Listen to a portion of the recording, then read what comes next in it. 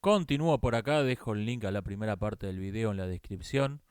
Me preguntan si la moral cristiana, me parece que en líneas generales está bien. Estoy a favor de la prohibición del sexo premarital.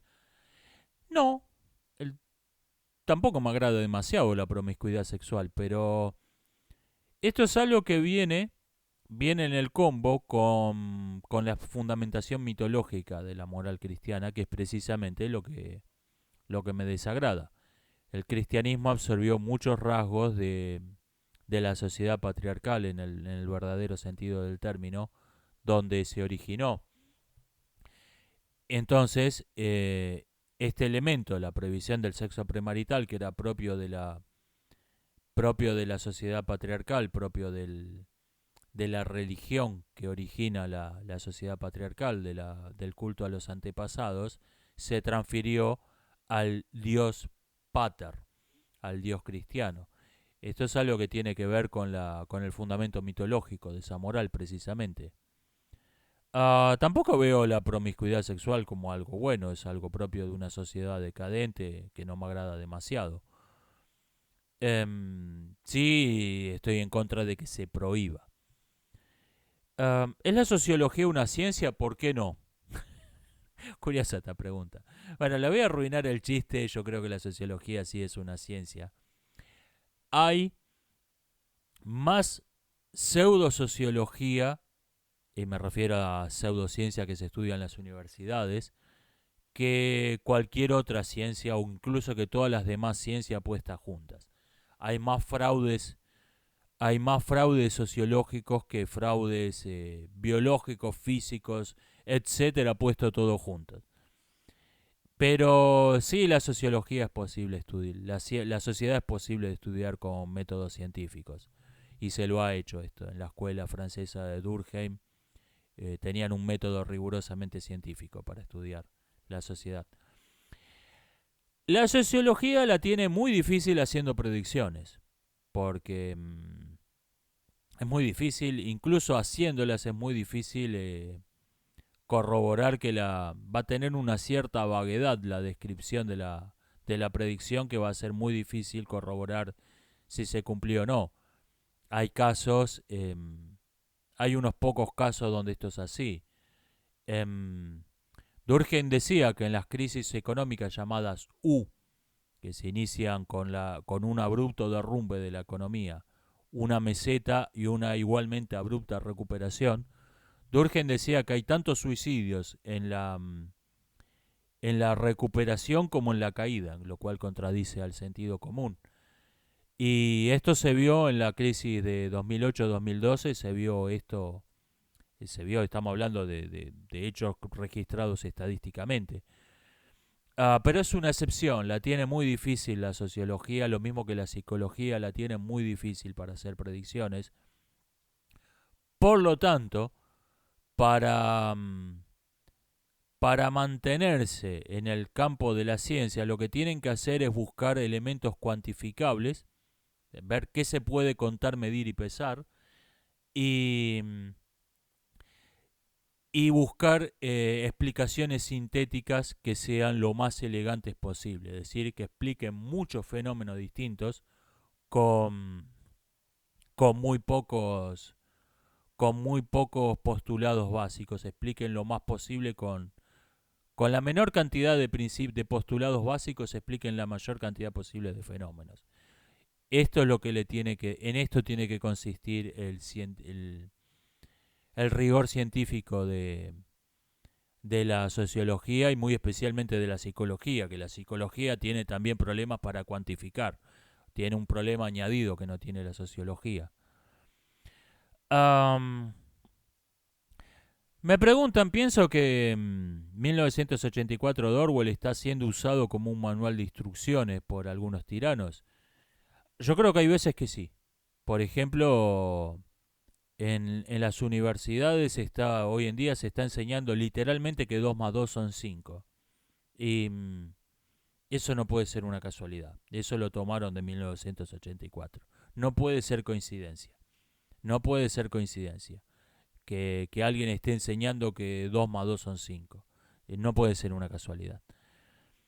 Y Por ahí tomaron ideas, tomaron técnicas. eh, Probablemente esté siendo usado como un manual de instrucciones. ¿Hasta qué punto? No lo sé, pero es probable. De hecho, por lo menos en un caso es seguro. Y hablando de Orwell, varias personas no captaron que me referí con Oceania está en guerra con Asia Oriental, Oceania siempre ha estado en guerra con Asia Oriental. Es una referencia a 1984. Hay un capítulo donde están en una guerra. En 1984 hay una guerra perpetua entre tres imperios totalitarios. Y siempre están en guerra dos contra el tercero y van rotando. La guerra no termina nunca. En un momento se dan vuelta y el que había sido el enemigo pasa a ser aliado y el que había sido el aliado pasa a ser enemigo.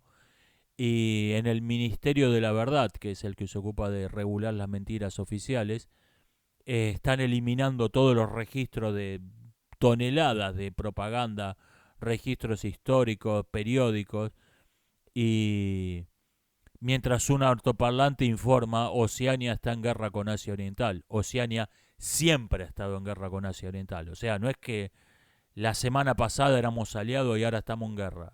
Y Orwell está parodiando, en ese pasaje de 1984, está satirizando la actitud británica hacia los nazis antes y después de la invasión de Polonia. Pero, por ejemplo, lo hemos visto esta semana con de repente la ridícula teoría de conspiraciones de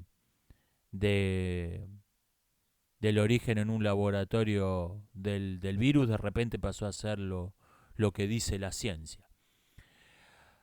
Ah, yo hice un video, los primeros videos del canal hablando de Es posible 1984, y yo decía que los cambios, los cambios abruptos en el discurso oficial iban a llevar a que nadie se lo pudiera tomar más en serio. La gente iba a decir, ok, ahora estamos en guerra con Asia Oriental, ok. Sí, sí, sí, seguro, siempre estuvimos en guerra con Asia Oriental. Claro, claro. Pero iba a decir que yo pensaba que eso no puede ocurrir.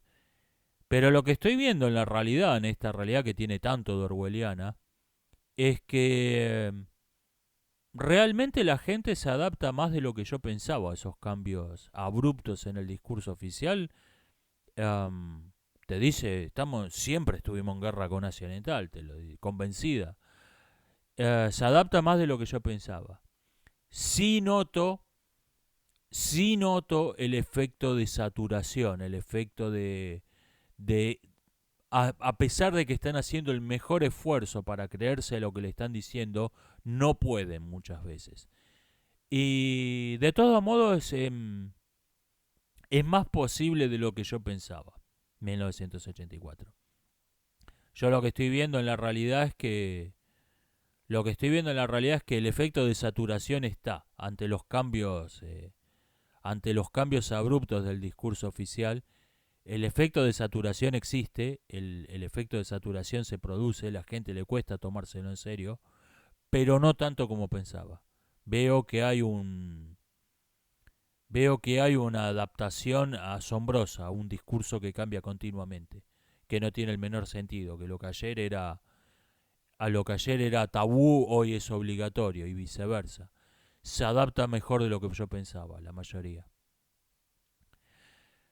Sigo pensando que finalmente el efecto de saturación se va a imponer, como pasó, creo, en la Unión Soviética, donde ya llegó un punto en que fue imposible aceptar los disparates del discurso oficial y nadie se lo tomó en serio.